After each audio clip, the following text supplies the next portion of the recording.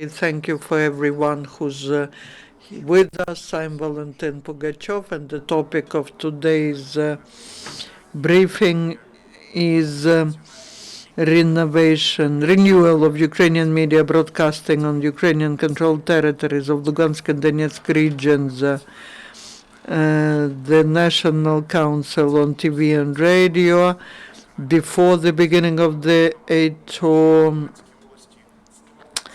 there were more than 100 TV channels in Lugansk and Donetsk regions. In Donetsk region, 37 TV channels stopped broadcasting. In Lugansk, 55 20 were used by illegal armed groups to disseminate anti-Ukrainian programs and information. Other TV channels had to leave the territory where they were located and had to move to the territory which is under the control of Ukraine. Now the broadcasting of Ukrainian TV channels is being restored to give the objective information on the events taking place on the territory of Ukraine.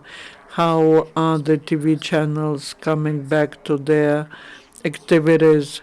Which channels cannot renew their broadcasting and why? These are the questions I will ask our speakers. Andriy Shapovalov, who is the director of Lugansk Regional State TV and Radio Company, and Illya Suzdaliev, chief editor at Donetsk Regional TV and Radio Company. Do you hear us well? This is great. Before you continue, please speak clearly and slowly. Cannot hear. Now? Can you hear? Yes, now it's better. Please speak clearly and slowly because we have the simultaneous translation into English. I suggest that Illya starts. Thank you. Esteemed colleagues, thank you.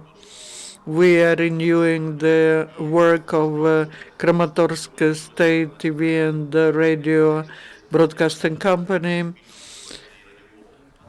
Illya, please speak slower. Okay. So, the TV broadcasting after 10 months of interval, since the time the main capacities in Donetsk were seized in the end of April 2014. So our test broadcasting started on the 27th of November 2015. We started that together with our colleagues from Lugansk. We have some common air. Previously, Donetsk TV channel was called 27th channel. Now we are called Doteb, Towards Yourself. The former governor of Donetsk region, Kikhtenko, received a report about renewing the broadcasting, and there was an abbreviation there, and we now call this TV channel Doteb, Towards Yourself. And that is the concept that we are trying to use in our own programs. We are broadcasting 24 hours a day, but that is not all our own production. The programs which we produce are broadcast for about 1 hour. That is what we make ourselves. The other programs are the best information product provided by partner TV channels of Ukraine, by public TV in Donetsk region, Radio Liberty, and our partners. But we are now moving towards increasing our own production. Now we have 10 our own programs, and that is taking into account that we have practically no technical capacities. Now I'm in the director of in the room in the office of the director of the company. We use it as a studio. We are recording 2 programs which are weekly. We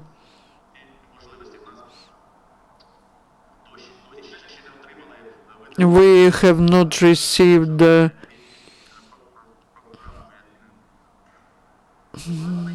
equipment. People are working using their own photo and video cameras. We expect that the tender procedures will finish soon, and we are waiting for these procedures to be over, and we will receive the equipment, and in Kramatorsk we will build a small studio. We have a daily information program, and I mentioned that 9 thematical, topical programs which we make ourselves. Our team today has only 5 people who were working in Donetsk previously. Donetsk region and the part which is under the control of Ukrainian territories, it's very stretched, and to get from Mariupol to Kramatorsk, it takes 5 or 7, 6, 7 hours, and our group's camera man cannot go to different places in the region, so we have partner relations with local TV channels, and they make news for us. They shoot the episodes and the news, and we do not have to travel.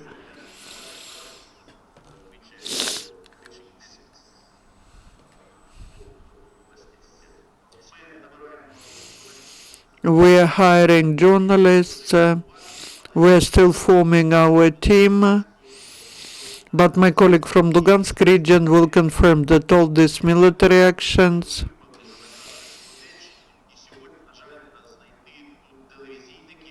they pushed out the journalists from these regions. It is difficult to find now professionals in TV sphere. We invite people from newspapers. The main thing is that they are willing, they are enthusiasts, and even though we don't have any technical capacities, we still produce some product. For the Independence Day, we organized the TV marathon.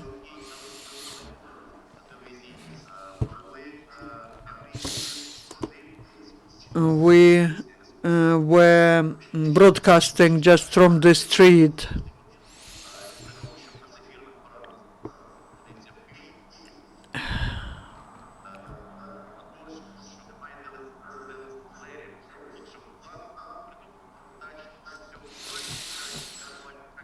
The sound is getting interrupted. It's impossible to translate. So we organized this experiment. It was quite successful, which proves that even without the equipment, we can work.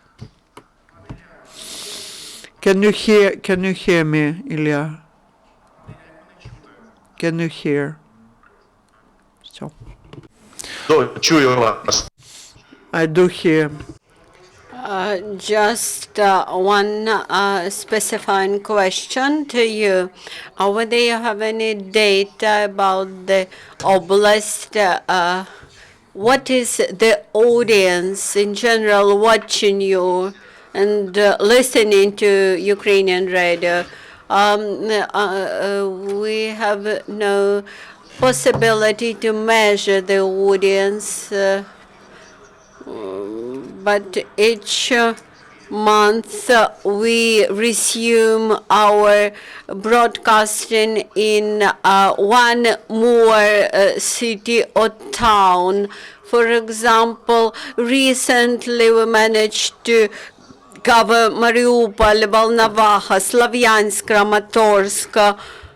That the territory of coverage extends gradually, and we expect that the audience also grows. Of course, this is just test broadcasting, and probably we do not offer 100% local product, but this is our target, and we broadcast via cable operators, and we also offer digital signal. Andriy, the floor is yours. Good afternoon. I would like to say that from the predecessors, we received rather well-developed network of TV transmitters, and at the very beginning we had to regain control over the transmitters, over analog transmitters, for digital transmitters, FM transmitters, etc. Immediately after this act, which was carried out jointly with our Donetsk colleagues, and we created the broadcasting network for both oblasts.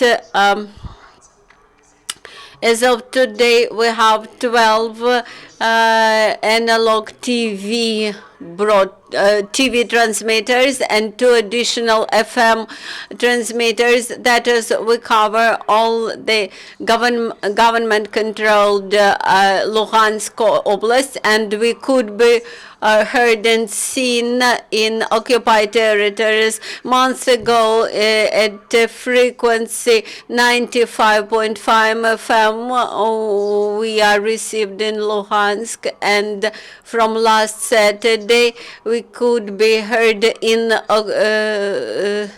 occupied Pervomansk,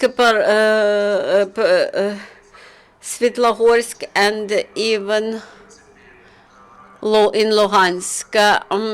Thus, we have fully covered the occupied territory with FM. We have our own radio news products. We broadcast bigger news every hour. Each 15 minutes, we release news releases reflecting local news and national news. With TV content, we have some difficulties. I would like to thank our colleagues who are now producing the product, TV product, out of more than 240 people who worked in the Donetsk region. More than 50 agreed to relocate to Ukraine-controlled territory and to produce their TV products here. Because at the beginning, the conditions for journalists in occupied territories were terrible. As of today, we release our on the air interviews, news, discuss social issues, economic issues, current work of local authorities. Also, we managed to resume some projects which were among successes of Luhansk. TV production. Each life is a hope. The house is important, etc. And now we have launched new project, Liberated Luhanshchina, and this project won a prize in September in Uzhgorod at the contest of media programs. Of course, we have some difficulties in the beginning of the year. The money is well allocated for re-equipment of our technical facilities, and those allocations have reached us only this month because the procurement procedure is slow, and there are people who know how to create obstacles for information and for people, while our objective is to resume broadcasting in the occupied territories and to present the most objective information against the falsified information and fake propaganda. You mentioned about broadcasting in the occupied territories, whether there are any possibilities of the militants to make interference and intercept your signals and to prevent people from watching your and hearing your programs. I think that this is the competence of SBU and the Ministry of Defense. The transmitters itself belongs to URT company. We produce content and pay money to the URT company. We are absolutely sure that people are able to see us in the occupied territories, even in one of the statements made by the leader of band formations, that we will try to intercept that TV signals because we are called militants and bandits, and that media content, they somehow felt offended because of these names. Now my question both to you and to Ilya, whether the Donetsk and Luhansk residents have any access to such TV channels as Fifth TV channel, 1+1, First National Channel. They have access to those TV channels via internet, and there are attempts to interrupt this access. And I do not know the steps made by those media giants to be heard in occupied Donbass. From commercial point of view, these are not profitable projects. What I do know that in Luhansk they can hear public radio. The public radio managed to build up their transmitters on the same tower as our transmitters, and I received several phone calls from Lysychansk saying that they are very grateful to public radio. Keeping in mind that Donetsk is actually located on the contact line,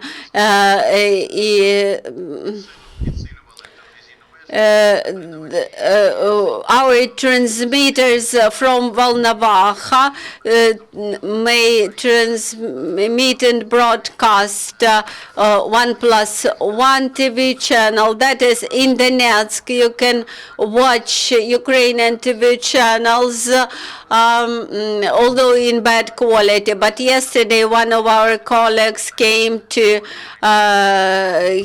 from Donetsk and mentioned that Radio 24 could be heard in Donetsk.